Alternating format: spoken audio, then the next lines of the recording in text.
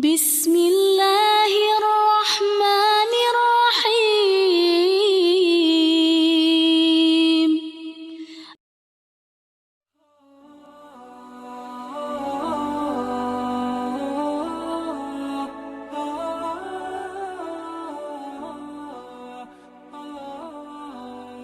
Uji musayyadah, di mana saja kamu berada, dalam benteng yang paling tangguh sekalipun, maut pasti akan datang menjemput kamu.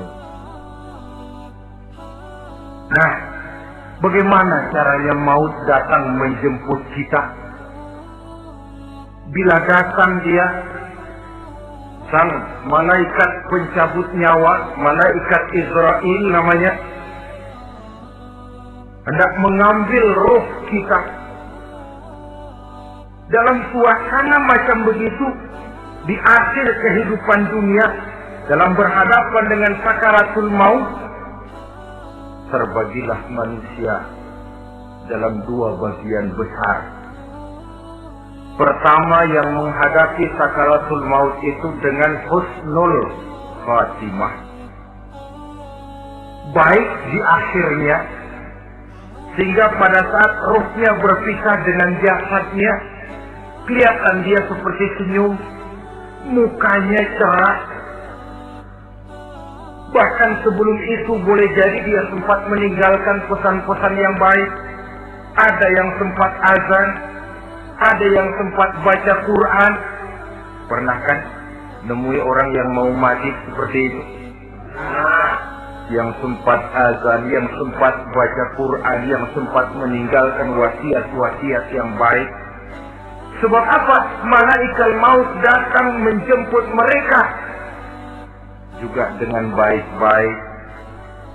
Dicabut ruhnya perlahan-lahan, tapi sungguh pun perlahan-lahan.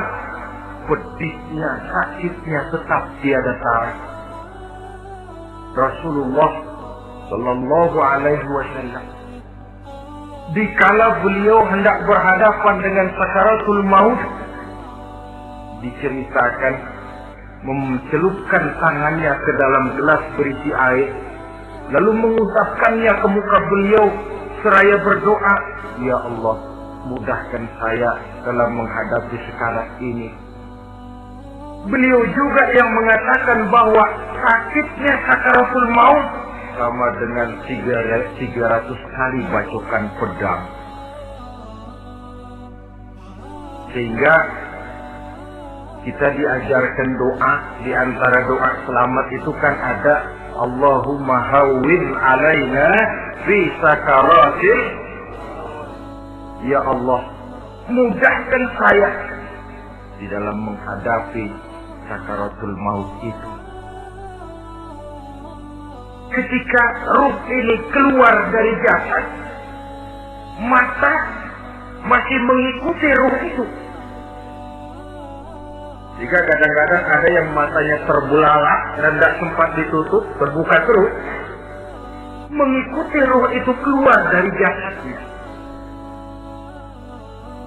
Adapun golongan kedua, manusia yang ketika berhadapan dengan sakaratul maut mendapatkan su'ul khatimah, jelek di penghabisannya. Sekaratnya sudah setengah mati, lalu jelek juga di akhirnya, mati dalam keadaan yang tidak baik, tidak terpuji. Ada yang lagi megang kartu, mati. Ada yang lagi di tempat ngadu ayam, mati. Ada yang lagi di tempat pelacuran, mati. Ada yang lagi megang botol minuman keras, mati. Nih barangkali malaikat maut gemes banget nariknya, lu bajingan, lu tarik terus. Mati su'ul khatimah. Makanya bagus itu. Kadang-kadang di majelis-majelis taklim kan sering dibaca, Ya Allah biha, Ya Allah biha, Ya Allah bihusnil khatimah. Kan ada itu? Ada enggak? Saudara hadirin, mohon agar oleh Allah kita diberikan husnul khatimah, baik di saat ruh akan berpisah dengan jasad. Ini sesuatu yang pasti. Sang malaikat maut datang menjemput nyawa. Setelah ruh berpisah dari badan, maka tinggallah sang badan, ditangisi oleh semua yang kita tinggalkan. Sehingga kepada putrinya Fatimah, ketika malaikat maut datang hendak menjemput baginda Nabi, beliau berkata kepada anaknya, Fatimah, kamu tahu siapa yang datang? Saya tidak tahu, Bapak. Yang datang, Pak, hadimul lazat. Itu dia yang menghancurkan seluruh kesenangan dunia. Wa qati'us syahwat, yang memisahkan kita dengan seluruh yang kita cintai. Dia malaikat maut, Pak. Manakala jasad sudah ditinggalkan oleh ruh, itulah yang dikerubungi orang.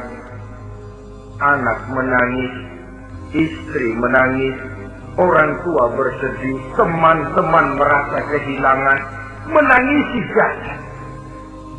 Diuruslah jasad kita, dimandikan sebagaimana mestinya, dikafankan dengan kain putih 3 lembar. Itu yang hendak kita bawa kembali ke tempat asal kita. Pakaian sutra jas yang mereknya Switzerland wool, kain yang Samarinda, sepatu yang Belly atau Beltoni, jam tangan yang Rolex, kendaraan yang serba mewah, tidak ada yang menyertai kita. Kain putih 3 lembar itu saja lagi. Demi setelah dikafankan, dibujurkan kita menghadap ke arah kiblat, orang banyak pun datang menyolatkan kita dengan 4 takbir, diiringi dengan doa. Lalu upacara pelepasan, berangkat kita meninggalkan anak, istri, suami, kampung halaman, tanah air, bahkan alam dunia ini. Selamat tinggal alam dan seluruh isinya. Tinggallah yang tinggal. Saya akan kembali ke tempat asal dari mana saya datang, untuk kembali mempertanggungjawabkan seluruh perbuatan saya dalam kehidupan ini.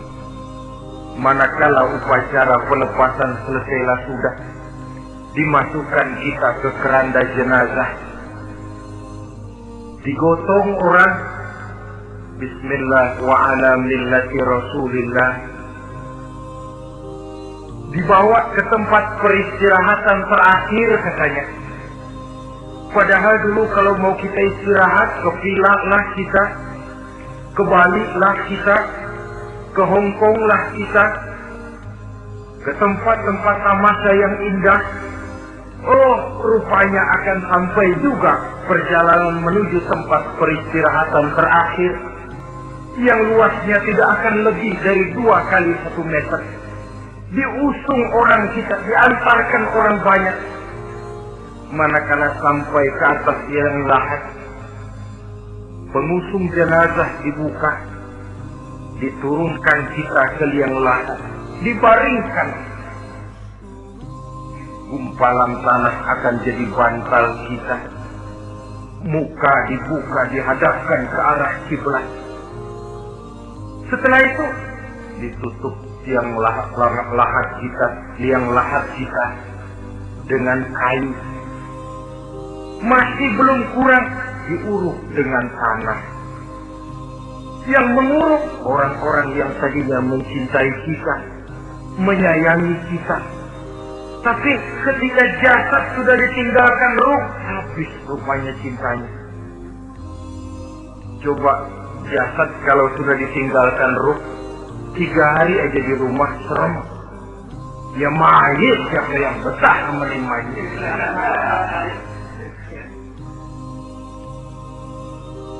Lalu bila upacara pemakaman selesai,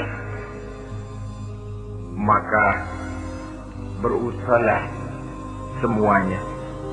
Para pengantar akan kembali ke rumahnya masing-masing.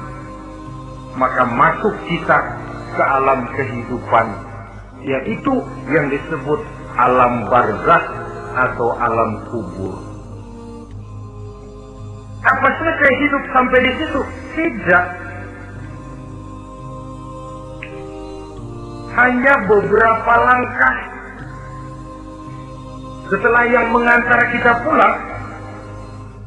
Diriwayatkan dalam hadis Bukhari dan Muslim, bila seseorang sudah diletakkan di kuburnya, lalu yang mengantar kembali pulang, maka roh si mayit akan dapat mendengar bunyi terompak orang yang pulang itu.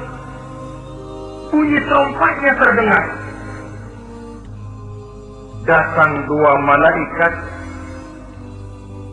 menanyakan dia dengan pertanyaan-pertanyaan yang kalau bisa dijawab dengan betul. Dua malaikat yang bernama Munkar Nakir akan bilang, jawabanmu betul. Tenanglah kau di sini, naumatan aus. Tidurlah kau di sini seperti tidurnya pengantin. Orang yang baik-baik di alam kuburnya akan mendapat nikmat kubur. Sehingga masa penantian yang lama, jangan lupa, kita masuk ke kubur itu kan menunggu sampai datangnya hari kiamat. Jadi kalau kiamat umpama masih 1000 tahun lagi, ya 1000 tahun kita menunggu. Orang yang baik-baik penantian di alam kubur, kata malaikat, naumatan arus. Tidurlah kamu seperti tidurnya pengantin. Bagaimana sih tidurnya pengantin? Enggak berasa. Iya, kata anak sekarang endah aja. Begitu menusin pagi, kata hatinya, malam sebentar bener ya Neng. Sebentar betul katanya malam. Ya tentu saja tidak terasa. Kenapa? Dia tidak pernah memikirkan waktu.